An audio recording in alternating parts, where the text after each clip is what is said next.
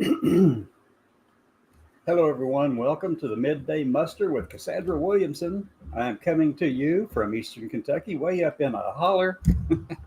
That's what we call it around here. Just so you know, I get tickled every time I say that. But anyway, that's it's spelled Hollow, but it's spelled like with an ER or an AR. It's pronounced like that. Anyway, so this is going to be just a lot of family time, essentially. For the past 4 days or so, I've had family in town. My sister came in from out in western Tennessee, northwestern Tennessee, and some of her children, some of my nieces or nephews.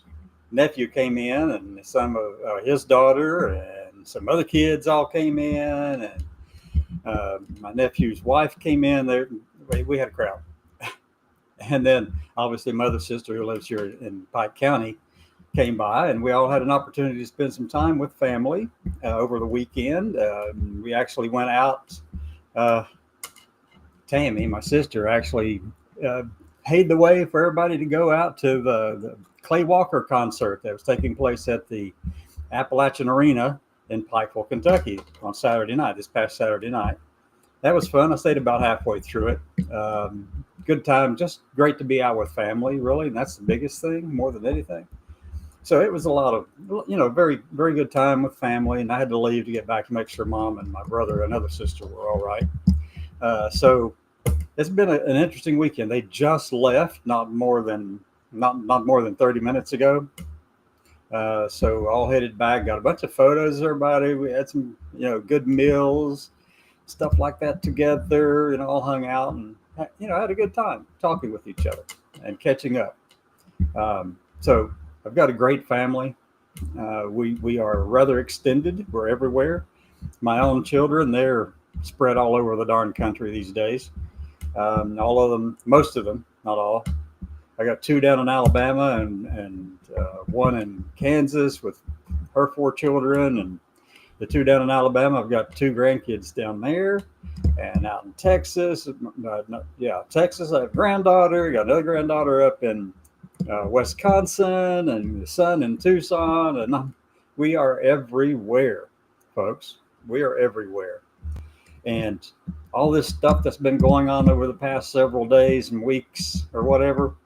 The thing that makes it survivable is having good friends. I've got a great friend, and I sponsor all these programs from down in Florida who sponsors the program. Others do too. I've got great classmates of mine who have been stepping up too and sponsor all these programs and things that I've been doing, and I'm very thankful for that. And I just want to say thank you to all of our sponsors and subscribers. And we've got a few, so we're doing good with that. Appreciate it. It just seems to keep right on going, folks. It just keeps going and going and going. And, that's the best part, really.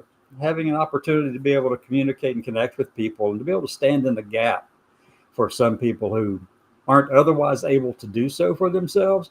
Some people can do that, but the rest of us who are out in the public face a lot, that's what, that's why we're here, because we care about the people. We care about Americans, and we care about America and where it's headed and all of that. And many of the people I know anyway, have actually served in the military and in one capacity or another. I served in 2 branches. My son has served in the Air Force, son-in-law in the Army and Army National Guard, another son-in-law in the National Guard. I mean, we are a military family. We flew flags out in front of our home. We'd have every branch of service covered except for Coast Guard and Space Force. And I'm hoping that one of my 8 grandkids will actually at least get into the Space Force. Geez, we got to have a Space Guardian, right? Come on. That'd be exciting. And also the Coast Guard. I mean, I'd like to be able to say that we've got, this family represents all the military branches. And I've got the Navy and Marines, son's Air Force, as I said, and we've got this covered. And I've got a lot of friends who are also military. Well, obviously, my entire class from the Naval Academy, we're all military, and a lot of friends from other classes at the Naval Academy. So, I mean, we are connected in a lot of ways into the military system and into the operations of different branches of the military. A lot of what I did early on Well, I'm going to say more than 10 years ago, more than a decade ago, actually, was actually helping with strategic thinking and actually mentoring some people in that regard, some JOs, junior officers, in the military and also in civilian operations. I mean, that's what we did. That's what I did. And several of us got together. We did a little webinar series that was all about that. Then we got spooked. We got spooked because I had somebody reaching out to me from different places around the world who were watching in on the program. I had several people from Russia watching in. I had several senior officers from Saudi Arabia watching in, and also some retired Air Force people from down in Venezuela watching in. And I'm thinking, wait a minute now. The only one I didn't see was somebody from China, but they could have been there and I would not have known it. The others just let me know right straight up. So I got scared. I started talking to people about it, and I said, "Look, I'm trying to help our country, our military, and our way of life survive and move forward, and have good leaders at the top, and we got everybody else watching." So I told them, I said, I'm going to shut this thing down. I just don't feel right about doing this, so I shut it down. But we've been involved in a lot of things over the years, just a lot of stuff, a lot of businesses. I mean, I've been in multiple industries from you name it, construction, obviously military, but construction, and let me see, a temporary services business I created, a retail business I created with my ex-wife, and 3 restaurants that we had. She and I, after we divorced, she and I had some restaurants together. So she's my best friend in the world. She actually gives me advice on guys, which I find is just surprising. And my daughters do too. They say, now look, no, that guy right there, you don't want to be around that one. We have this feeling about that one. That's not that person's not a good match for you. And they call me Dad or Cassandra, and I don't care. And I say, that was probably not a good idea there, Cassandra. I love it. So I've got a very supportive family, very, very, very good family. I think the world of them, love them to no end. And the surprising part was just how much more love there is when you have grandkids coming along. You really don't. It's hard to explain this to someone who does not have grandkids. You love your kids, and it's unequivocal. I mean, without a doubt, it's just complete and total. But the grandkids come along and you discover a completely different level. I mean, something you didn't even realize could possibly ever exist. And there it is with your grandchildren. And I've got 8. One of them graduated from high school just recently. 2 more will graduate high school next year. And I'm thinking, now look, whoever's got that clock out there, like my sister and I were talking one day, we're going to have to tell that clockmaker to kind of slow the hands down on that thing. It's going way too fast. So family is hugely important to me, and I'm very thankful to be here in the hills of Eastern Kentucky, right here in the Hardy, Kentucky area, near the Tug River, separating Kentucky from West Virginia. I'm right here in Hatfield-McCoy feud country. And if you know anything about the area, it used to be that this was a huge coal production area. Okay, it used to be called the heart of the $1 billion coal field here. As a matter of fact, the Chamber of Commerce in the city of Williamson, West Virginia, and Mingo County, the Chamber of Commerce is made out of coal, big chunks of coal. Literally is, and there's really thick walls of coal that they actually built this thing and shellacked it and produced it. It's the Chamber of Commerce, Mingo County Chamber of Commerce, and you can find it online. It's there somewhere. But anyway, it's made out of coal. That's what the big industry used to be here. But now that has turned upside down.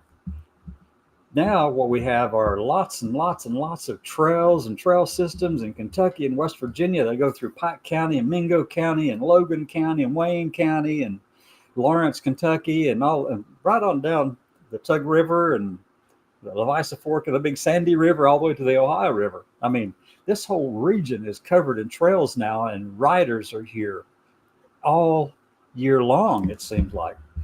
And it seems to be the place to come for, especially for businesses looking for something to do with their employees, kind of connect with their employees. There are businesses that actually rent out the cabins here year round so they can come in and get it. Come in and spend time with their employees and just go running through the hills. There's trails all over the place. It's Hatfield-McCoy Feud Trail System.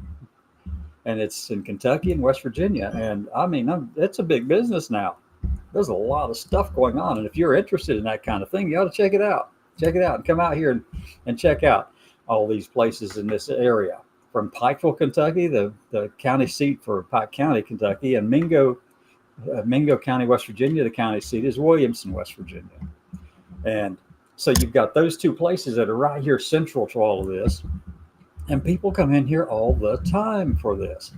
I mean, they actually run up and down the main highways, up and down the 4-lane highways and everything. They are authorized to do that as long as they have a helmet on, I believe. That's the only rule I know of at this point. But my goodness, if you're looking to invest in a place, invest in some cabins around here. Well, I've got some land. I got some land here that I'm looking to build some cabins on. Okay. But anyway, no, there's a lot of stuff going on around here in that regard. I mean, it's a small area, really, but the biggest thing are ATVs and UTVs, they call them that. I think it's utility transportation vehicle. But that's the biggest thing around here. People love the history of the area. It's really the people are welcoming. I haven't seen a single person around here actually give me a hard time. And I grew up around here. I wouldn't expect them to anyway. People are always concerned about where I go, and I appreciate the concern, but I don't have any difficulties anywhere because I'm also not somebody who's going to go around and beat somebody over the head if they don't say the right thing or act the right way. Come on. That's childish behavior on our part, right? To demand others to kind of go after it and go out and bend over backwards for us. No. They don't have to do that at all. That's on them. But we certainly don't have a right to tell them to do how to think and behave around us, right? So I don't police anyone's actions and behaviors around me. I'm aware of what's going on. I would be naturally. And so, this place is really welcoming, and I actually get out. And if you're looking to make a little extra money, for instance, if you're looking to make a little extra money on the side, you're retired like I am, you've got an income coming in from retirement and all of that, but you're looking to do a little extra, maybe to get out of the house every so often, to go do something, to be out in your community, then I suggest you go sign up on DoorDash or Uber or Spark, which is the Walmart thing. Go sign up on those things and go out there, and it becomes your own little business kind of thing that you are doing as a self-employed person. You can make a little bit of change. I mean, it's good. It helps. And it also gets those of you who are afraid to go out into your communities, gets you out talking to people face to face. And I understand the reticence. I understand the difficulties that can cause. I get it. I understand that. But I'll tell you a little story about how I overcame that. And I don't know if this is something you can apply to yourself or not, but this is the way I thought about it. One, I knew I had to be in public a lot. I knew that I had to interact and engage with the public as me, not as some caricature of me, the previous life. Nothing like that. No way. But see, when I had the restaurants with my ex-wife in another state, I came out there. I actually went public with who I am there, and it became a real challenge. But I overcame it, though. I'm hoping someone else to get the phone ringing in the background. So I overcame it, though, because one morning I get a call from one of the restaurants, and one of my supervisors there, the manager there, said, "Hey, they didn't bring what we were supposed to get on the truck today. We need some veggies. They didn't have them. They were out." And so I threw on my stuff on my face and everything, and I headed out to the local Walmart.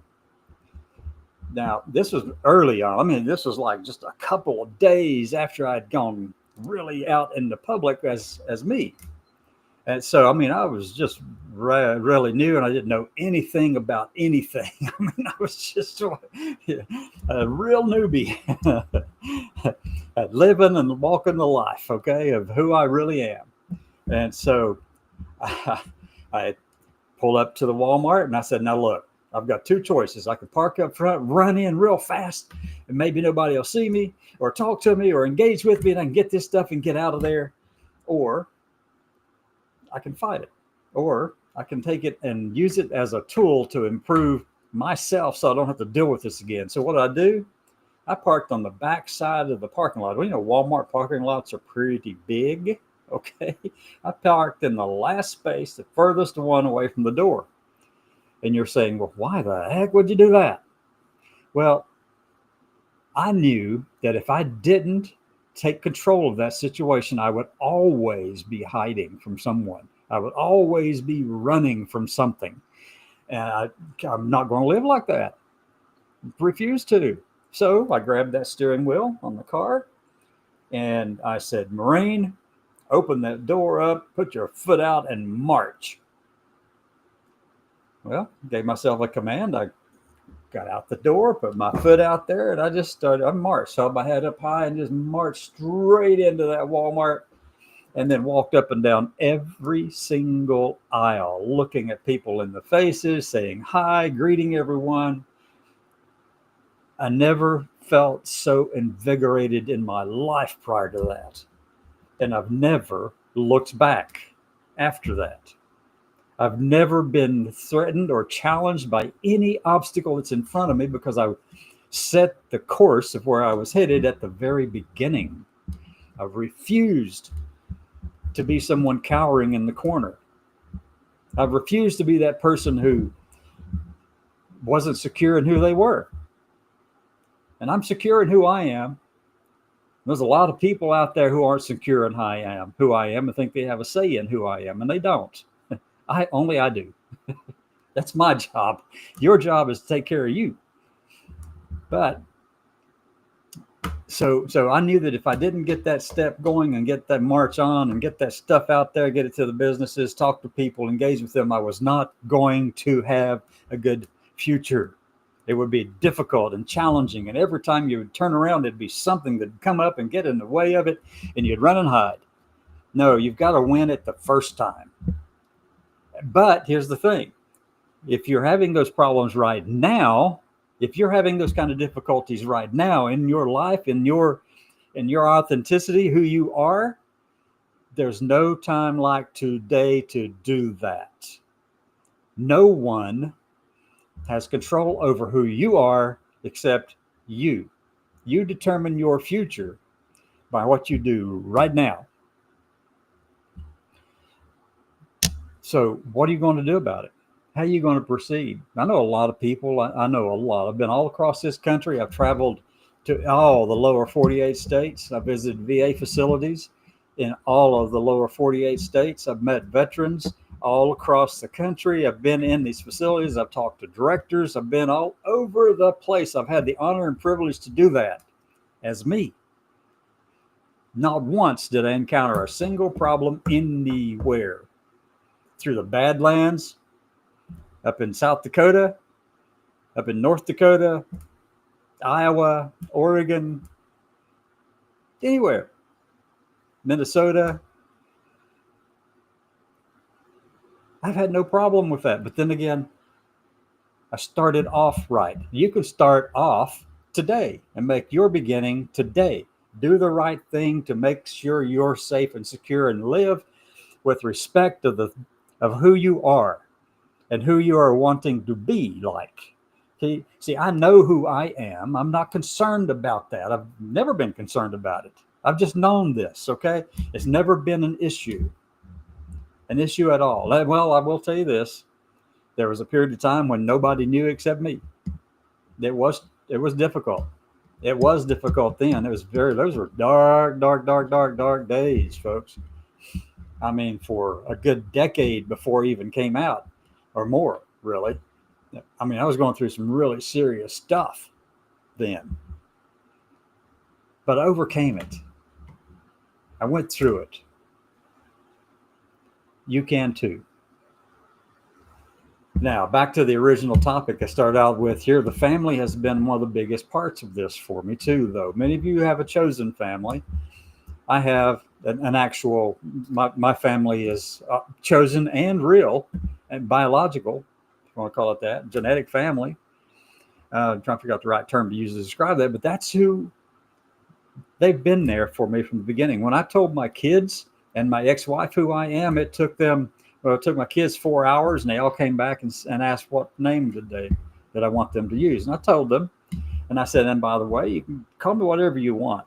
It's not going to impact me one way or the other. It's up to you.